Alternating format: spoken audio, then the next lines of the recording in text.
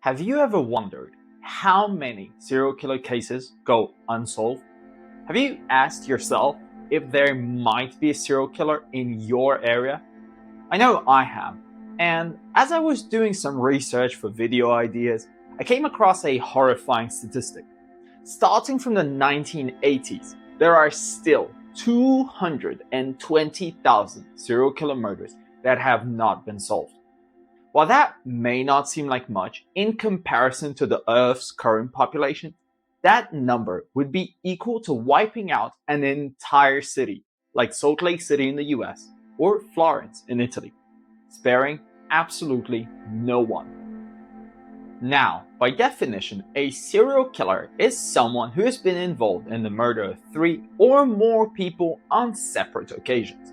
If we do the basic math, that can be up to an approximate of 70,000 serial killers that never got caught.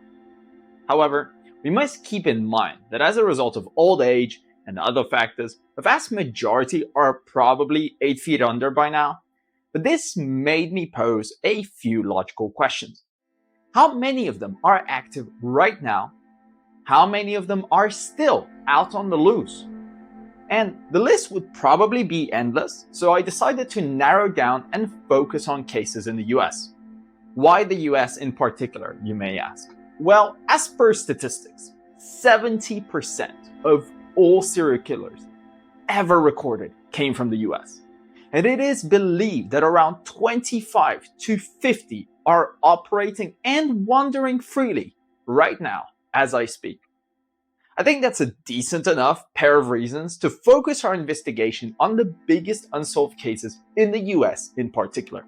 My name is Nick, and welcome to Homicide Harbor, where we dive into the psychological aspects of serial killers and other information regarding them. If that's your kind of vibe, please give us a like and subscribe.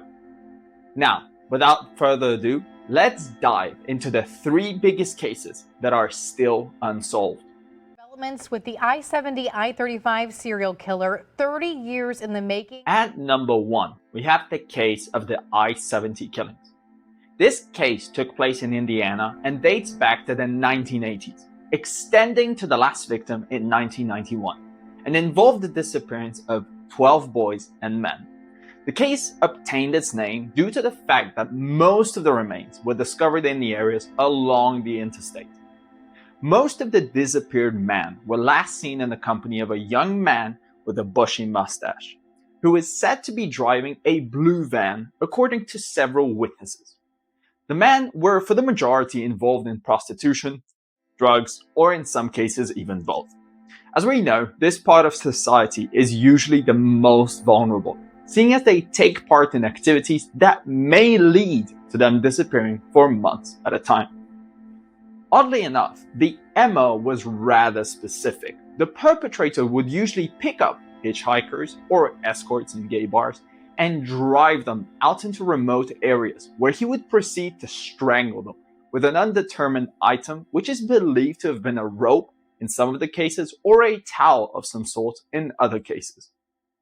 The list of men was initially longer, but FBI profilers who joined the case in 1983 suggested that there were in fact at least 2 perpetrators operating simultaneously, but targeting very similar groups of individuals.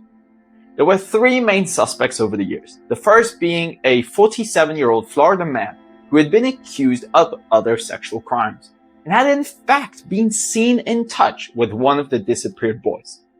However, his story checked out and he even passed a polygraph test, leading to his exclusion from the suspect list as a whole. The second suspect was actually an already convicted murderer, Larry Ayler, who had been found guilty of another 21 crimes, which he committed with the assistance of his lover and professor at Indiana University, Robert Little. Nonetheless, their involvement in the I-70 case was dismissed because their MO involved a knife, which did not coincide with the other disappearances. The third and last suspect was a local businessman by the name of Herb Baumeister. The reason being that Baumeister had allegedly been captured on photograph with one of the disappeared men, Michael Riley, leaving a theater together shortly before Michael Riley went missing. There was no other physical evidence linking the businessman to the crimes, who later ended his own life in 1996. The I-70 case has emerged in the news again in recent years after possible new evidence has been uncovered. But as of now, the killer has not been identified and may still remain at large. There were 8 dead women, no justice for any of those women. It's like they never existed. At number 2, we have the Jeff Davis 8. The Jeff Davis 8, or sometimes referred to as the Jennings 8, were a series of murders that took place in Jefferson Davis, Louisiana, between 2005 and 2009. They involved the disappearance of 8 women aged from 17 to 30, who were later found in canals and swamps in the surroundings of Jennings. The first woman was found by a fisherman in 2005, who at first thought it was a mannequin that had been dumped, but then saw flies and concluded that mannequins most definitely do not attract flies. All women were related either by blood or lived together, and also were involved in both the drugs and escort services. The controversy in this case originates from the claims of police misconduct, missteps, and loss of potential evidence. In one instance, not gathering evidence from a crime scene until 15 months had passed. Other instances of evidence that had been gathered would simply go missing, to never be found again. Several suspects were arrested but released after no evidence could be found connecting them to the women. One of the biggest leads was that all of the disappeared women were believed to have been informants for the police regarding the drug scene in Jennings, meaning they may have had a target on their backs for snitching.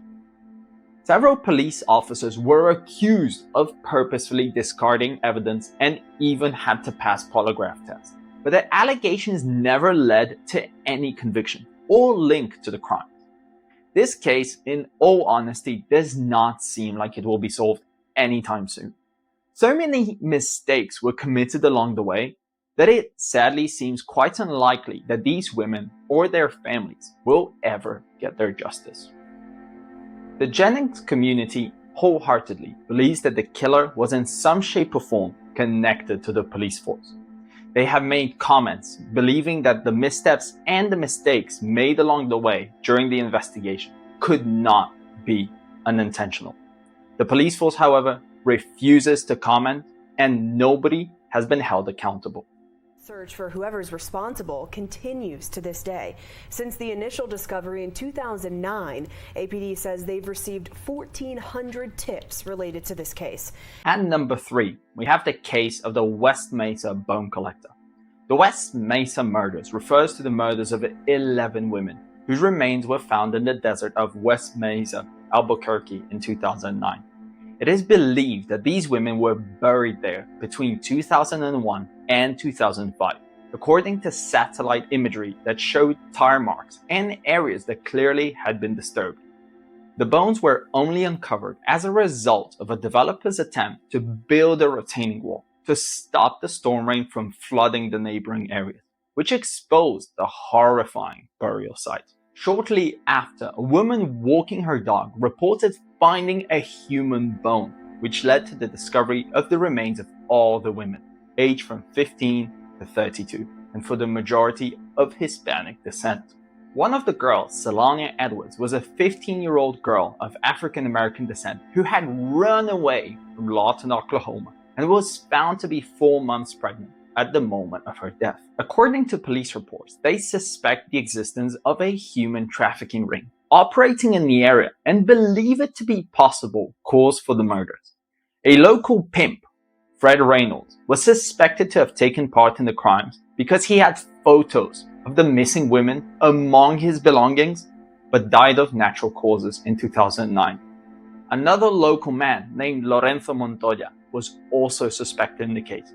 The main lead that led to Montoya was that reportedly some of the tar marks found in the desert led back to his trailer park.